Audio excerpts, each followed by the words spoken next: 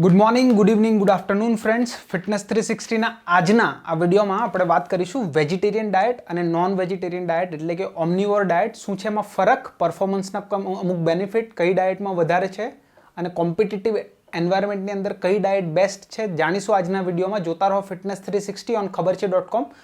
મારું નામ છે Dhiren Shihora, fitness trainer and nutritionist. Keep watching.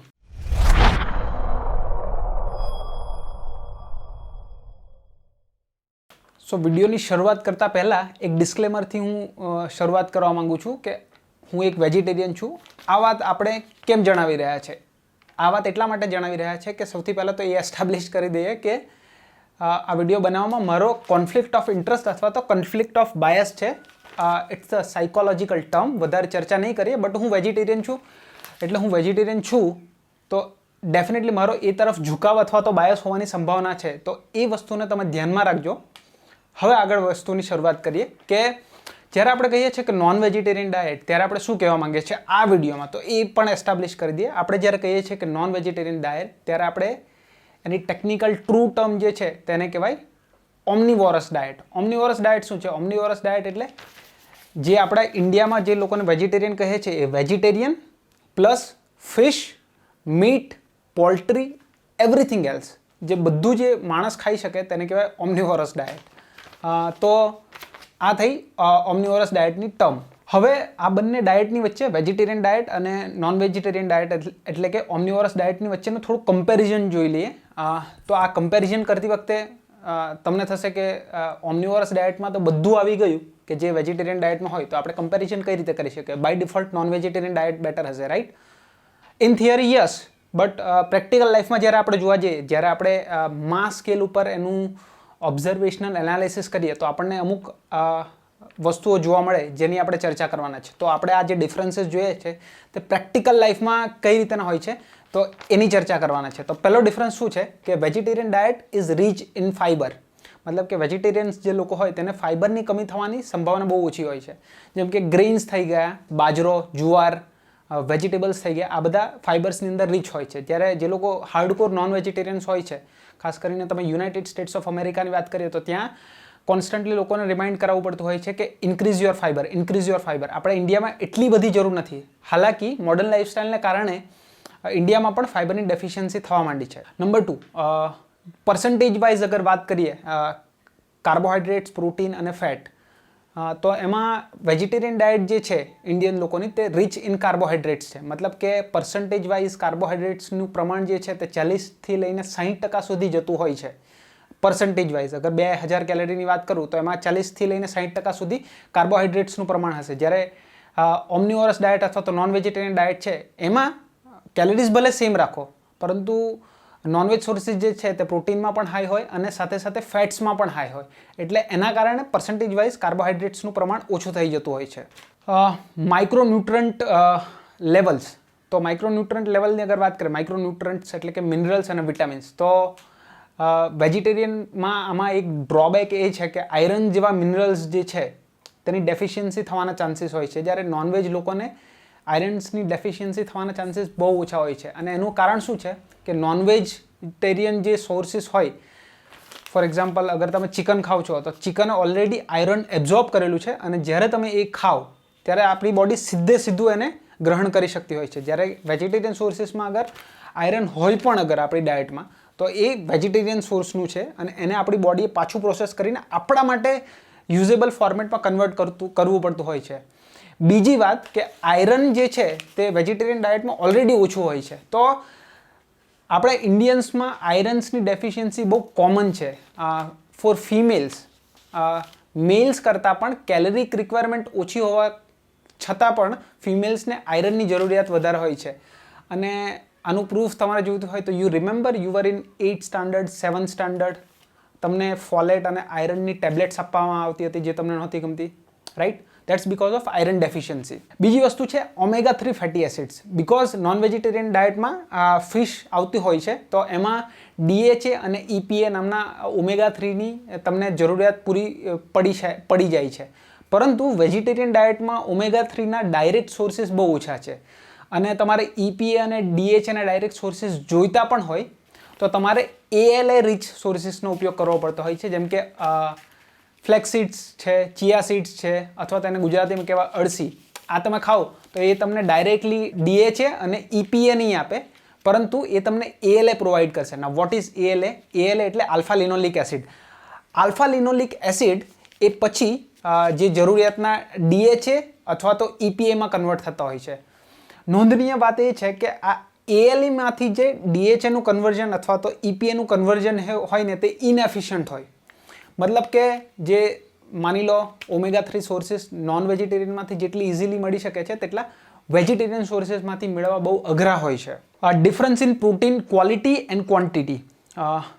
Vegetarian sources એક તો લીન સોર્સ જે હોય તમારા પ્રોટીનના તે મેળવવા બાય ડિફોલ્ટ અઘરા છે, બરાબર છે. પનીર સિવાય બહુ ઓછા તમને ખાલી પ્રોટીન મળતું હોય એવા સોર્સિસ છે.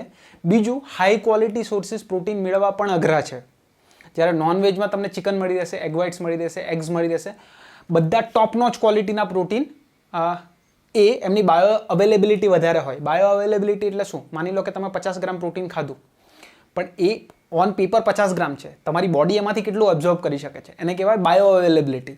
તો વેજીટેરિયન સોર્સિસના જે પ્રોટીન્સ હોય તેની બાયો અવેલેબિલિટી પણ ઓછી હોય છે. એક તો ક્વોન્ટિટી પણ ઓછી મેળવી શકીએ છીએ આપણી ડાયટને લીધે, અને બી એની બાયો અવેલેબિલિટી પણ ઓછી છે, બરાબર છે. બીજી વસ્તુ amino acid profile. Amino acid profile શું? આપણે પ્રોટીનવાળા વિડીયોમાં આપણે ડિસ્કસ કર્યું હતું કે આપણું શરીર જે છે તે પ્રોટીન્સનું બનેલું છે. પ્રોટીન્સ જે છે તે અમીનો એસિડ્સના બનેલા છે.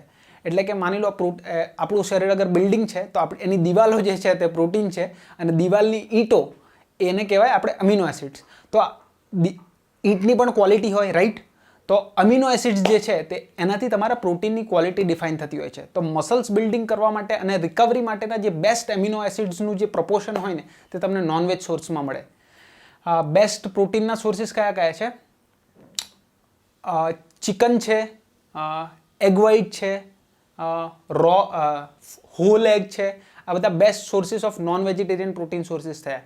વેજીટેરિયનમાં અગર તમારે વાત કરવી હોય તો એ છે પનીર, બરાબર છે. એ પણ બેસ્ટ સોર્સ ઓફ પ્રોટીન છે. બટ રિમેમ્બર, તમારે પનીરમાંથી જેટલી ક્વોન્ટિટીનું પ્રોટીન ખાવ એટલું નોનવેજ સોર્સિસમાંથી મેળવવું બહુ ઇઝી છે. For example, to give U an idea, 1 litre દૂધનું તમે પનીર જ્યારે બનાવશો એટલું પ્રોટીન તમારે એગ વ્હાઇટ્સમાંથી ખાવું હોય તો તમને 6 થી 7 એગ વ્હાઇટ્સ ખાશો તો એટલામાં મળી જશે, અથવા તો 4 હોલ એગ્સ ખાશો ને તો તમને એટલું પ્રોટીન મળી જશે. નાઉ યુ કમ્પેર ધ ક્વોન્ટિટી અને પ્રાઇસ તમે કમ્પેર કરશો એટલે તમને ખ્યાલ આવશે. બીજો એક પોઈન્ટ છે એથિકલ ડિબેટ, કે વેજીટેરિયન બનવું કેટલું એથિકલ છે અથવા તો નોનવેજ ખાવું કેટલું એથિકલ છે. તો આમાં બહુ ડિટેલમાં ડિસ્કશન છે.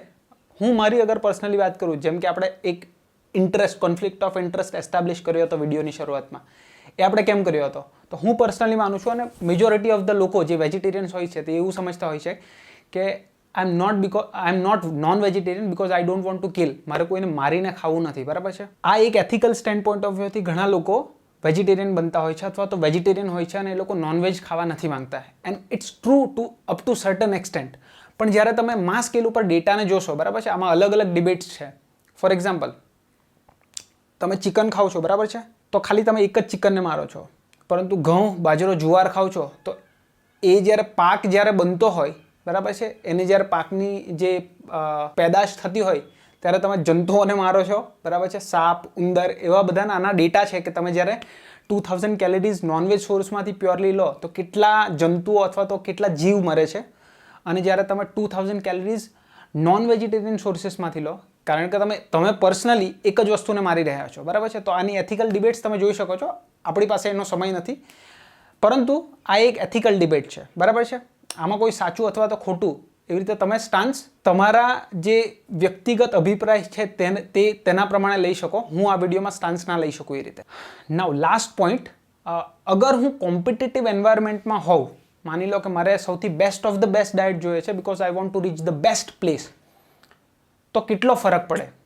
તો એનો જવાબ છે not much, but much enough that it makes you in the competitive advantage environment. શું કહેવા માંગીએ છીએ? એટલે કે એટલો બધો ખાસ કંઈ ફરક નથી પડતો, પણ એ ફરક જે છે તે એટલો ઇનફ છે કે એ તમને પહેલાં અને 20મા પાયદાન ઉપર ના ડિફરન્સમાં ધકેલી શકે છે. હું આને થોડું ડિટેલમાં સમજાવીશ, બરાબર છે.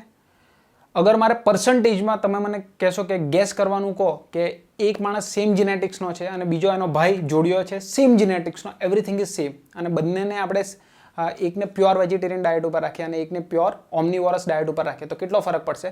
તો આ જે ઓમ્નિવોરસ ડાયટવાળો છે, મારે ગેસ કરવાનું હોય તો 1થી લઈને 3% ડિફરન્સ પડશે એના પરફોર્મન્સમાં, બાકીનું બધું સેમ રાખીએ તો. ના શું 1થી 3% મોટી વસ્તુ છે?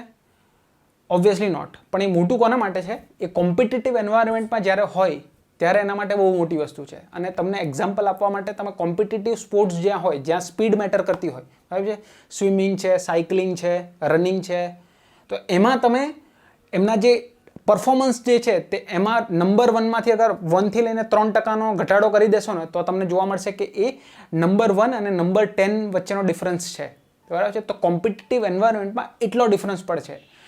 આને સરળ ભાષામાં સમજવું હોય તો 50% વાળા વિદ્યાર્થીને, બરાબર છે, 91% અને 91.5%માં કોઈ ડિફરન્સ નહીં લાગે, પરંતુ જે 91% વાળો વિદ્યાર્થી છે ને તેને 91% અને 91.5%માં આસમાન જમીનનો ફરક લાગશે. પર્સનલી હું મારી વાત કરું તો આઈ આસ્ક, હું મારા ક્લાયન્ટ્સને પ્રશ્ન પૂછું છું કે વોટ ડુ યુ વોન્ટ? અગર તમે બધું મેક્સિમાઇઝ કરવા માંગો છો then you need to eat non vegetarian diet. અગર તમને એટલો બધો ફરક નથી પડતો, you are okay with 98% or 99%, then go with vegetarian diet. It's fine. એને મેનેજ કરવું 100% શક્ય છે. અગેન હું પોતે પણ વેજીટેરિયન છું and still I do recommend non vegetarian diet because it's the best. જ્યારે આપણે વાત કરીએ કોમ્પિટિટિવ એન્વાયરમેન્ટની, અને કોમ્પિટિટિવ એન્વાયરમેન્ટ જ્યારે હોય at that point of time we do not talk about ethics, જંગ और प्यार में सब कुछ जायज़ होता है. I hope it was helpful. આજનો આ વિડીયો તમને કેવો લાગ્યો નીચે કોમેન્ટ બોક્સમાં જણાવો. કોઈ સવાલ અથવા તો સુઝાવ હોય તો પણ છોડી શકો છો. હવે મળીશ આવતા અઠવાડિયે. જોતા રહો Fitness 360 on ખબર છે .com.